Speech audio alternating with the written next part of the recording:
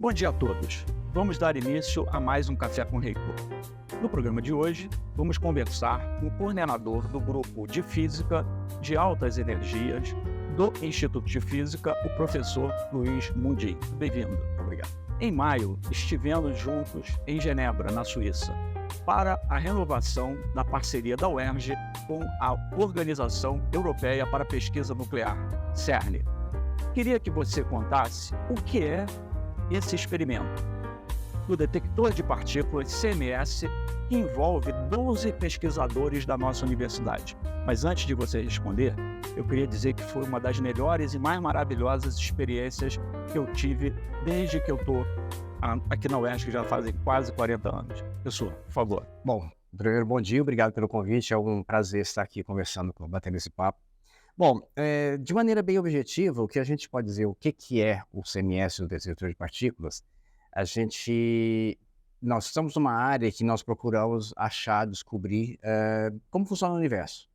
E tem várias maneiras de fazer isso, uma delas, que é a maneira como a física de partículas, a física de altas energias trabalha, é acelerando partículas, fazendo elas colidirem com energia muito alta, recriando as condições que tinha no que a gente imagina que era o Big Bang, ou seja, uma densidade de energia muito alta, onde a gente imagina que as leis da natureza começaram a ser definidas, digamos assim.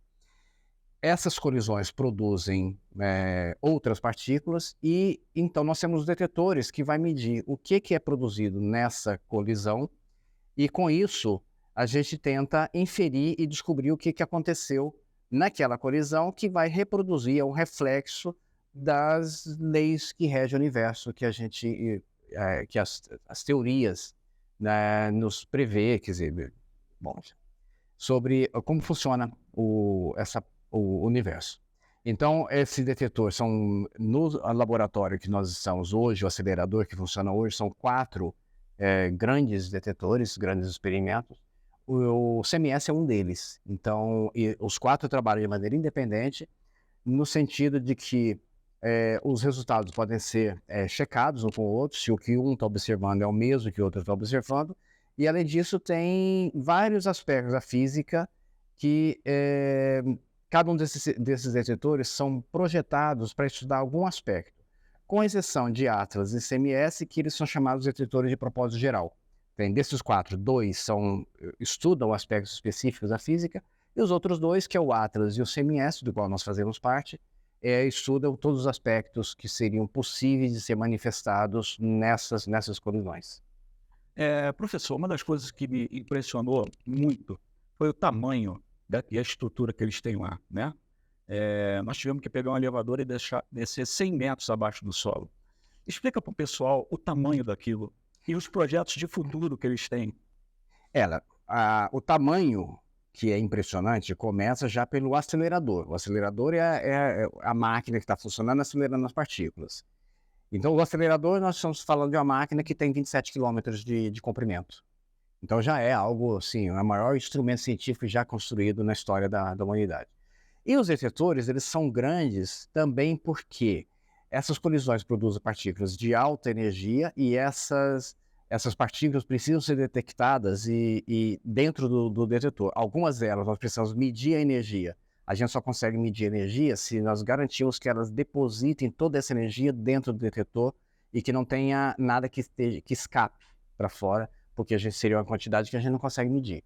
Então, os detectores eles vão se tornando cada vez maiores porque as colisões se dão cada vez em maior energia e o subproduto que sai tem cada vez mais energia, então a gente tem que fazer instrumentos que dê conta disso. Agora, veja bem, a de comparação, por exemplo, entre Atlas e CMS. O CMS, a sigla se chama Compact Muon Solenoid, ou um solenoide, um detector de muons compacto. E mesmo assim, o senhor ficou impressionado com o tamanho. Ele tem 18 metros de diâmetro e 21 metros de comprimento e pesa 14.500 toneladas. Ele realmente é bem compacto. Mas ele não é o maior. O Atlas é muito maior, só que o Atlas, a densidade dele é menor. Mas o Atlas chega de comprimento são 40 metros. Então, em termos de tamanho, ele é mais impressionante ainda. E este tamanho tem a ver com qual a informação que nós queremos medir. O Atlas, por exemplo, ele adotou um modelo um pouco diferente, tanto que ele é maior por uma série de critérios que foram usados no projeto do detetor. O nosso, o CMS, é grande, porém ele é menor.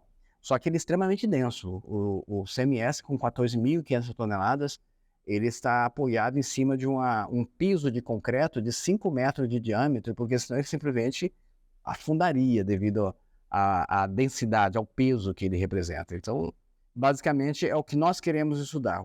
Conforme o que nós queremos detectar e medir, isso define as características do detetor. De que forma o senhor acha que esse experimento vai impactar a vida das pessoas, ou talvez já estejam impactando? E qual a importância de mantermos essa pesquisa e mantermos a presença da UERJ lá? Bom, como nós estamos trabalhando na fronteira do conhecimento e é uma pesquisa em física fundamental, física básica, então se formos pensar diretamente a pesquisa em si, a gente não pode dizer qual o impacto na sociedade no próxima década ou no próximos, sei lá, algumas décadas. Não temos como afirmar isso.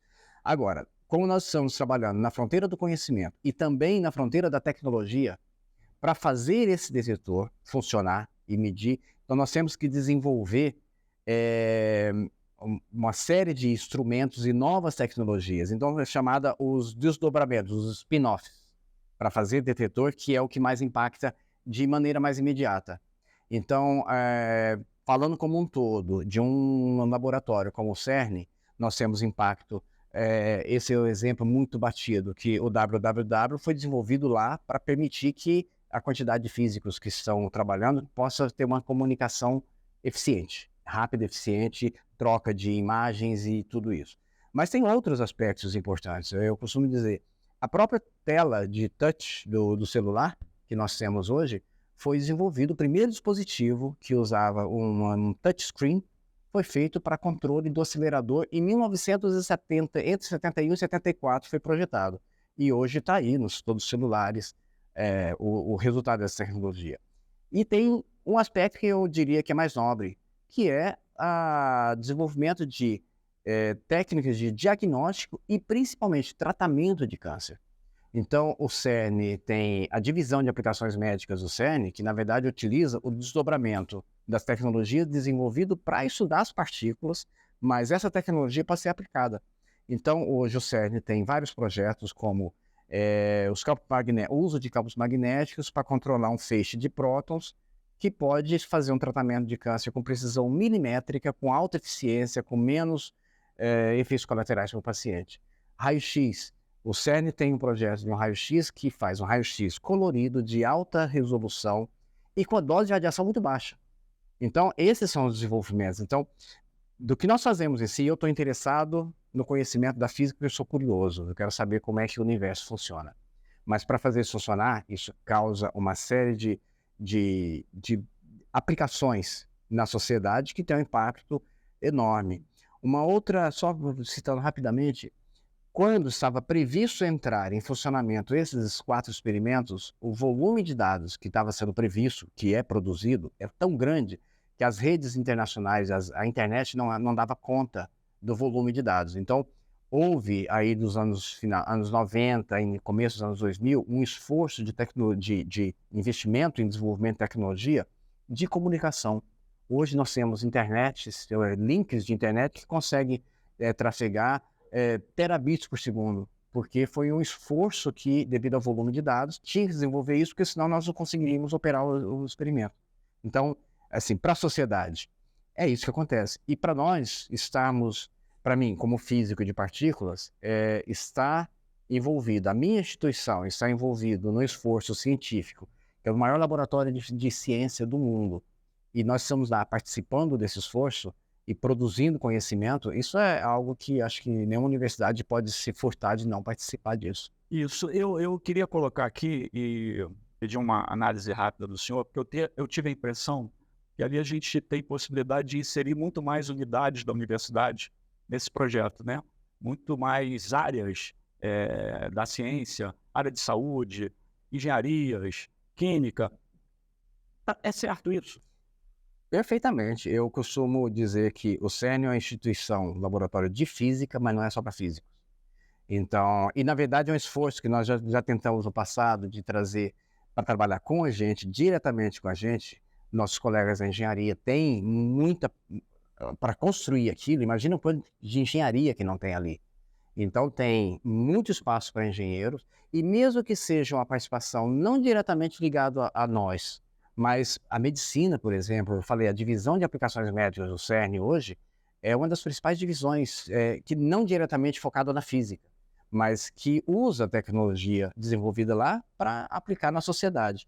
Então tem espaço para medicina, tem espaço para engenharia, tem espaço para química. Inclusive nós já temos um início de uma colaboração com a professora Cristina Russi, que um dos projetos que nós, a UERJ, estamos envolvidos é esses detetores usam uma das tecnologias que são utilizadas, um dos tipos de detetores são os chamados detetores a gás.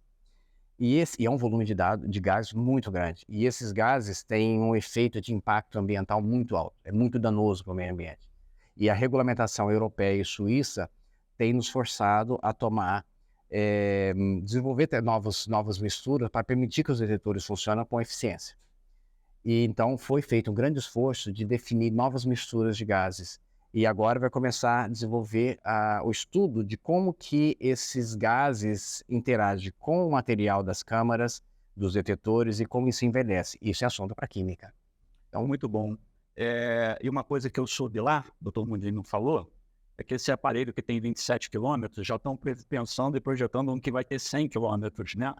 Eu queria também dizer que nós fomos recebidos lá como chefes de Estado, e que me deu muito orgulho ouvir a direção do CERN falar da importância e da qualidade do trabalho da UERJ e dos nossos alunos. Isso foi muito bom. Muito obrigado, professor Mundinho, pela sua participação no nosso programa. Muito obrigado a todos que nos acompanharam. Participe você também enviando sugestões. Eu sou o Mário Carneiro e te aguardo na próxima edição do Café com Reitor. Até lá!